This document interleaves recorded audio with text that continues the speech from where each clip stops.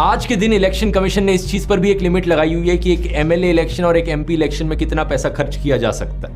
MP election में limit 95 lakh rupees पर है। बीजेपी ने 437 सीट्स पर चुनाव लड़ा था, तो पार्टी की जो टोटल स्पेंडिंग है वो 415 करोड़ से ज्यादा नहीं होनी चाहिए थी। लेकिन कितना पैसा इन्होंने खर्च किया, इलेक्शन कमीशन की वेबसाइट पर लिखा हुआ है 1264 करोड़ रुपीस कैसे अलाउ किया इलेक्शन कमीशन ने।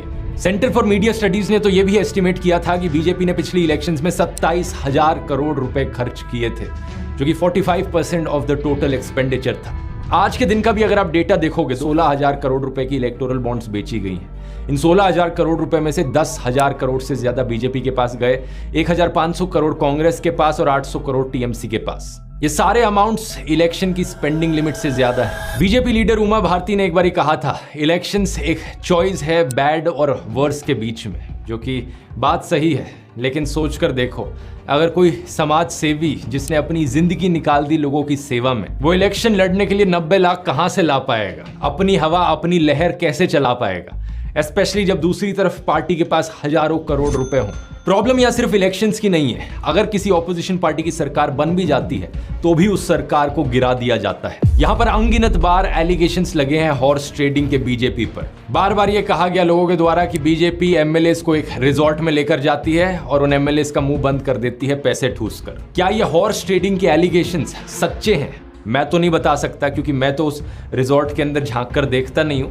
लेकिन आप खुद ही सोच लो, रिजॉर्ट के अंदर वो सारे एमएलएस बैठकर लूडो तो खेलेंगे नहीं। ऐसी चीजों में इन्वेस्टिगेशन करने का काम है इन्वेस्टिगेटिव एजेंसीज का। लेकिन सारी इन्वेस्टिगेटिव एजेंसीज अगर एक पॉलिटिकल पार्टी के इशारों पर नाचें तो इन आरोपों को कौन इन्वेस्टिगेट करेगा? अब ये सोचो, इन एमएलएस के घर पर क्या कहानी चलती होगी। जो नेता इन एमएलएस को खरीद कर घर आया है, अपने बीवी बच्चों को क्या कहता होगा? अरे कहाँ हो जी, जल्दी आओ, बहुत बढ़िया खुशखबरी लेकर आया हूँ, जनता की आवाज को दबाकर आया हूँ, लोकतंत्र का गला घोट कर आया हूँ, लाओ जी लाओ, मिठाई लाओ। और दूसरा एमएलए जो बिक गया है कुछ करोड़ पैसों के लिए, वो अपने घर में जाकर क्या कहता होगा? ये देखो मेरे बच्चों, कितना सारा पैसा लाया हूँ, भारत माता के दामन पर आज हॉर्स ट्रेडिंग का दाग लगा कर आया हूँ, लो मिठाई खाओ। ऐसे नेताओं पर काफी गुस्सा आता है, लेकिन साथ ही दया भी कि ये कितने मिजरेबल हैं, कितने नीचे गिरे हुए हैं। अच्छा, पैसे का लालच दिखाना और हॉर्स ट्रेडिंग करना तो सिर्फ एक तरीका है। इससे नहीं माना कोई एमएलए तो दूसरा तरीका है इन्वेस्टिगेटिव एजेंसीज, ईडी का इस्तेमाल करना,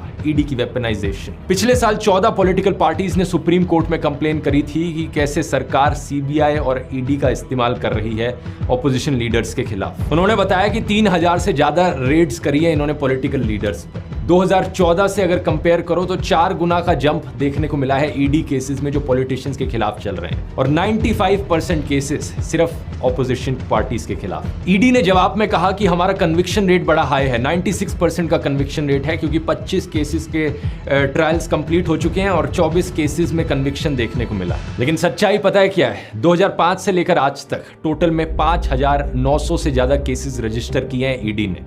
ट्रायल सिर्फ 25 केसेस में हुआ है, कन्विक्शन सिर्फ 24 केसेस में, यानी कि सिर्फ 0.5% केसेस काम के निकले। जब भी किसी ऑपोजिशन पॉलिटिशियन पर करप्शन का आरोप लगता है और वो बीजेपी ज्वाइन कर लेता है, अचानक से वो साफ हो जाता है, सारे केसेस उसके खिलाफ ड्रॉप कर दिए जाते हैं। किसी ने इसके ऊपर एक पोएम भी लिखी थी, washing powder Modi, washing powder Modi, झूठ और फरेबी सब छुप जाए, संगीन आरोप अभी चुटकी में मिट जाए। हिमंता बिस्वा शर्मा जब वो कांग्रेस में थे पहले, उन पर आरोप लगा था शारदा चिट फंड स्कैम का। सीबीआई ने उन्हें क्वेश्चनिंग के लिए बुलाया नवंबर 2014 में, और 2015 में जब से उन्होंने बीजेपी ज्वाइन करी है, 7 और एलिगेशंस लगे हैं उनके ऊपर करप्शन के। एक आरोप है कि एक लैंड का स्कैम हुआ है, एक आरोप है कि वो सिल्क और मुगा इंडस्ट्री का सिंडिकेट चला रहे हैं। लेकिन जब से बीजेपी इन्होंने ज्वाइन करी, कोई इन्वेस्टिगेशन नहीं हो रही इनके ऊपर। वैसे पॉलिटिशियंस की लिस्ट बहुत लंबी है जो बीजेपी वॉशिंग मशीन के अंदर घुसे हैं। शुभेंदु अधिकारी, जितेंद्र तिवारी, नारायण राणे, येडुरप्पा, प्रवीण दारेकर, हार्दिक पटेल, अजित पवार, इनमें से कई नेताओं को लेकर तो प्रधानमंत्री नरेंद्र मोदी बड़े बड़े भाषण दिया करते थे कि ये देखो कितना भ्रष्टाचारी है, एनसीपी का मतलब है नेचुरली करप्ट पार्टी, इन्हें वोट मत देना कभी। लेकिन इन सभी लीडर्स ने जैसे ही बीजेपी ज्वाइन किया, सारी इन्वेस्टिगेशन रुक गई, सारे करप्शन स्कैम्स इनके भुला दिए गए। बीजेपी लीडर अटल बिहारी वाजपेयी ने एक बार कहा था, जहां सत्ता पाने के लिए भ्रष्टाचारियों का साथ लेना पड़े, ऐसी सत्ता को मैं चिमटे से छूना भी पसंद नहीं करता।